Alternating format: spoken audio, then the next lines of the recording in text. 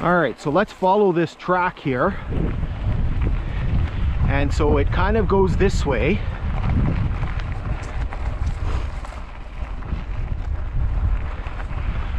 And this, I know we're on the track for sure, because again, there's the coal tower, there's this foundation that we talked about.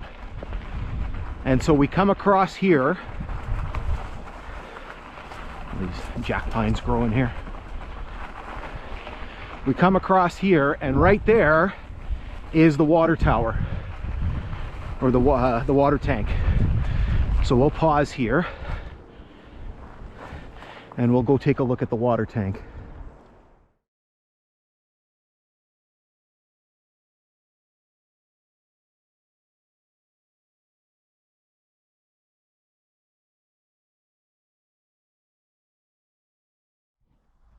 Okay, so what we're going to do is we're going to take a look at this, the water tank here at Jellicoe. You can see we're just right here. We're right on the sort of approach track that runs over to the turntable and the roundhouse. So here you can see the two pads on the northern side. So kind of the northeast pad right here. And then over here, let's see, it's all kind of grown in around it, would be the northwest pad.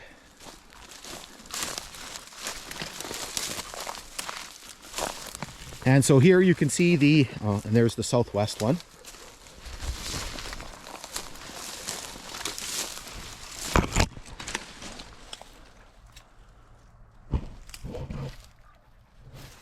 And so here is the center part of the tank proper. Standing on something here, I don't know what this is, it's just a mound of earth. So here is the tank itself. And so you can see the middle part, you can see kind of the pad, which it's enclosed on. It's actually even a benchmark. You can see the benchmark there. And then here you can see the middle part of the tank. You can see the various uptake pipes and venting. And again, if you click on the link in the description, you're going to be able to see a picture of this. I think there's a couple that I have. They're not close up, but you can basically see them in sort of the background of the picture, and you can see the water tank here. And again, very, very important here at Jellicoe with all of the sort of refueling facilities. So not only coal, but also water as well. And here you can see, this is probably the best one of the pads that we can see, or feet.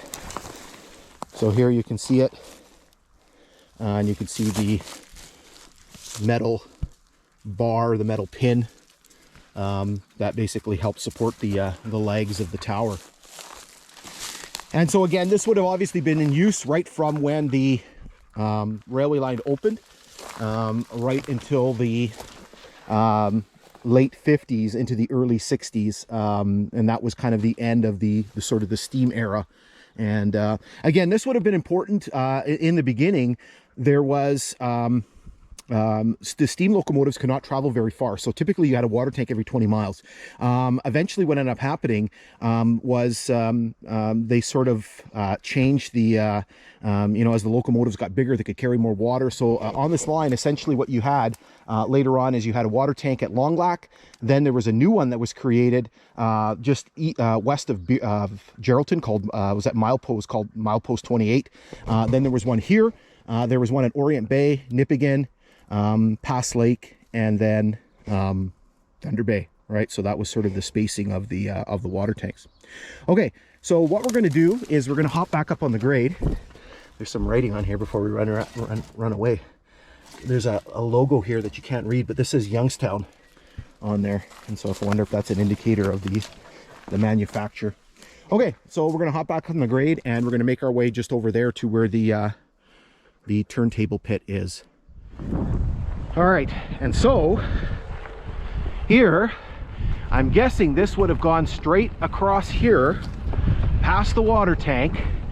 Now we have to get a little creative here, because we can't just go straight across, because there's trees. I'm gonna have to hop off the bike.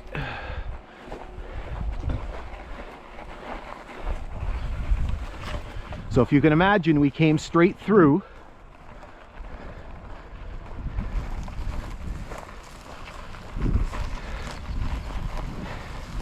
And here we have the turntable pit.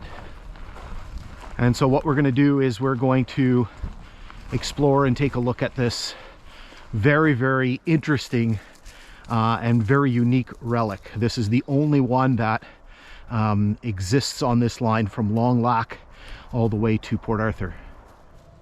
All right, so we've arrived here at what I consider to be kind of one of the greatest remnants of this railway line, in particular because it takes us right back to the original Canadian Northern Railway days, right? So right when the line was constructed. So what we have here is the remains of the turntable. So this is the turntable pit.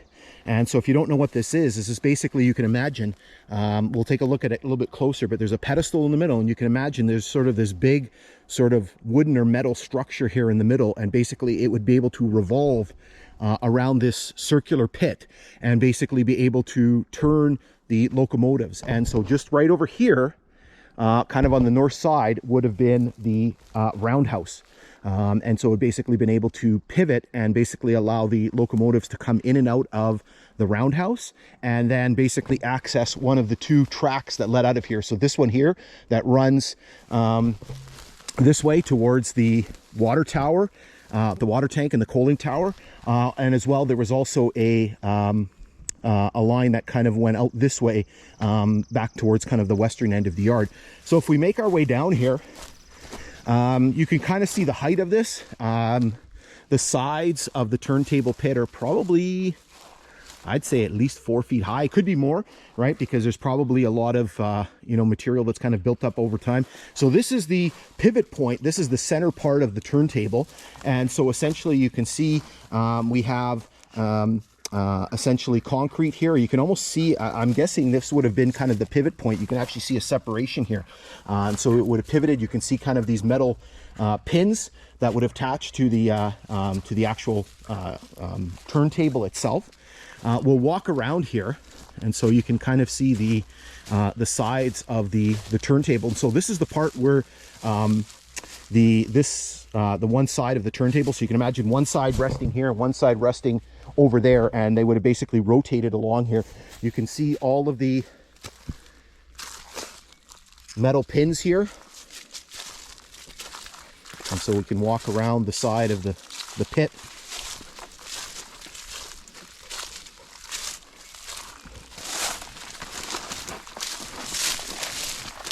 You can see there's two big, I don't know if this was part of it, there's basically two metal pipes here that are kind of encased in cement. You can see some more pieces of cement over there. I don't know what that is. There's a big kind of barrel or something buried in the ground there. So again, this was all part and parcel of the fact that Jellicoe was a divisional point. It was one of the most important places on this railway line. It was one of the 5 divisional points that were established when this line opened between Sudbury and Port Arthur.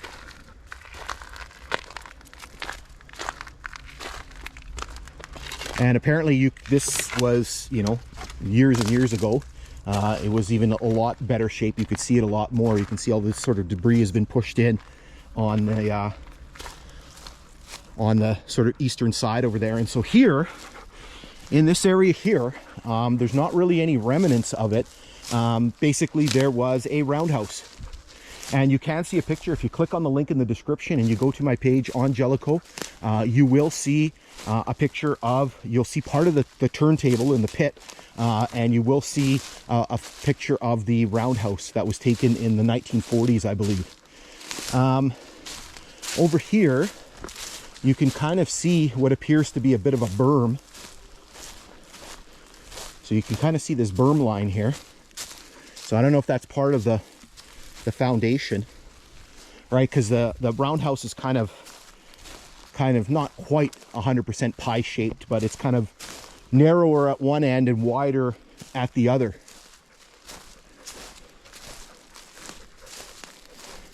And so over here, there's this big sort of, I don't know if this has anything to do with the roundhouse. There's big, maybe not. There's big metal pipes sticking out of the ground. Over the years, there was lots of debris and junk and things like that were thrown away in here.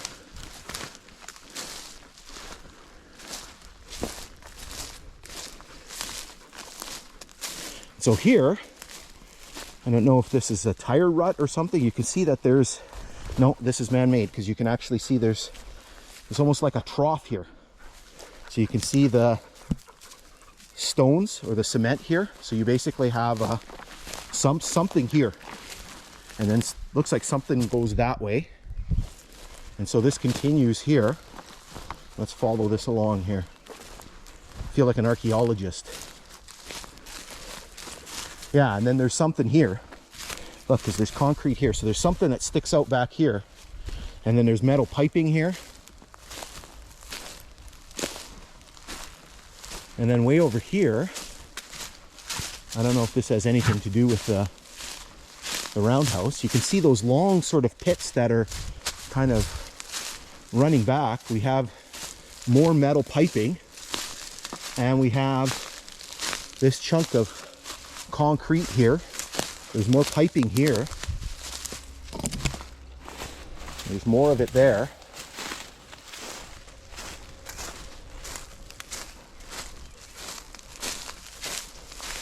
I was here last fall and I looked around and stuff, but you can see a lot more at this time because the grass, everything's flattened down, the grass and such.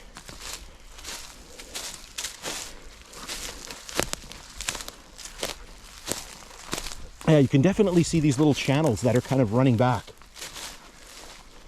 And here's more pipe. And so this was that little berm that we were looking at. It's kind of circular right here, and you can see these little channels running back right here. Look, there's more here. Look, right here, you can see the cement sticking out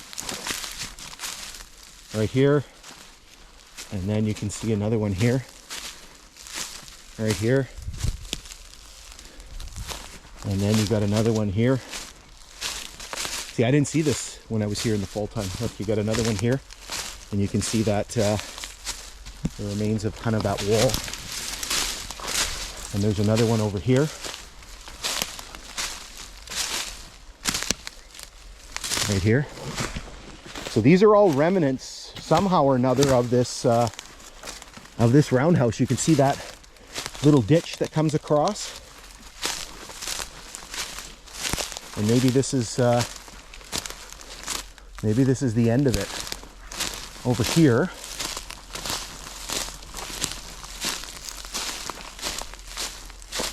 you can really see that wall, that little foundation. There you can see it really well. Right there and right here. So you have something that's going this way, that's running sort of parallel to the pit, and then you have all of these things that are branching back perpendicular to the pit. All right, so there's that little foundation wall again, right there. Okay, so what we're gonna do next is we're gonna make our way back over here, and then what we're gonna do is we're gonna take a look at, there's a couple of tracks other than the one that we came in on that lead away from this pit, and we're gonna take a look at those. Okay, so we're up here, we're on the western side of the turntable pit. We're almost right across from where the approach track comes in from the east. And so what we have here is almost like we have a little stub track that kind of runs to the west here. And I'm just guessing this is help facilitate kind of the operations of the turntable here. And so you can basically see this little piece of kind of grade that goes this way, and you probably can't see it on the camera, but you can see the indentations from the ties here. They're still here. And so it goes this way. Yeah, again here. Yeah, look, like my feet are just actually falling right into these holes here. Oh, look. We actually have, there's a spike. And this one's been here a while because it's pretty deteriorated. So you can see it here. It jumps out at you right here. Basically, you have this very pronounced sort of piece of grade here, and it kind of ends right here. And that's the modern turning Y over there. All right, so we're gonna make our way over here now. Yeah, look, that's coal. Yeah, that's all coal there. So we have this, and now if we come here, and so what I'm going to do, yeah, you can see there's ties here. Yeah, like this is impossible to miss. You can see the indentations very clearly. I'm going to flash up the 1914 map that shows you the yard here, the planned yard at Hector, and you're going to see this other piece of track that goes this way. And that's what we're going to take a look at right now.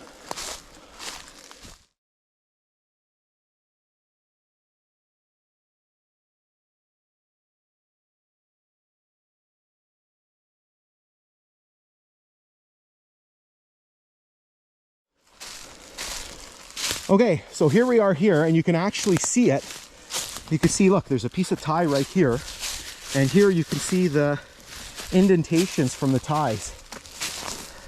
Again, it might not be very evident on the camera, but like I'm literally standing in holes here. And so you had this piece of track that ran this way, sort of in a southwesterly direction, away from the turntable. And you can kind of see there's a little bit of a hump here. Now, what kind of tips us off a little bit here, and what's kind of interesting on how they do sort of railway stuff, where we come out, right here, right, so if you can imagine it comes out right here. I don't know if you can see it on the camera, we'll walk over there. So right now what we're doing is we're cutting across where the more modern Y was. So this is the western Y. So this was put in at some point after the 1970s, I don't know. But essentially you can see the Y. So this is the eastern leg, and that's the western leg. So if we keep following, again, we came out right from there. If we keep following here, what ends up happening is we end up picking up the western leg of the modern Y. So what they did was, when they built this more modern Y, they essentially used part of the approach track here that was originally for the turntable. And so again, you would have seen that on the map, and you can see this kind of opening right here between all of these birch trees that are growing up here. So again, this was put in place right when Jellicoe was built in 1914. And again, if you look back, you go right in there, and that's the turntable is just right in through there. All right, so hopefully you've enjoyed this little exploration of the turntable and the roundhouse and the tracks that lead off of it. So what we're going to do is we're going to we are going to carry on with the remainder of our exploration here for the rest of the yard. All right, so we're right here beside the more modern western turning Y, which is just right there. Just inside the brush over there is the turntable and where the roundhouse used to be. And so somewhere in this area was supposed to have been a bunkhouse. I don't see any foundation or anything like that, but this sort of jumped out at me. So you have this spot right here where there's this kind of depression, and there's this pipe sticking up out of the ground, and it looks like it's embedded in there. And so I'm assuming maybe that if the water tank was pressurized, so there was a pump house that pumped water to the water tank, this may have been connected to that, and this may have been the location of the bunkhouse here. Kind of a flat area here. There looks like there's some junk and debris and things like that that's been sort of thrown away. Again, it's very, very difficult to know where exactly things are located if you don't physically see a foundation or anything. Like, there's all kinds of debris here. There's pieces of a boot, there's wood. But again, I don't know if these were dumped afterwards by some of the local people, but I know that it was somewhere over here. It was to the west of where the roundhouse and the turntable was, this bunkhouse. And that pipe sort of sticking out of the ground doesn't really fit. It's kind of odd that it would be sort of sitting there. So this could have very well been the location of that bunkhouse, somewhere in this area here.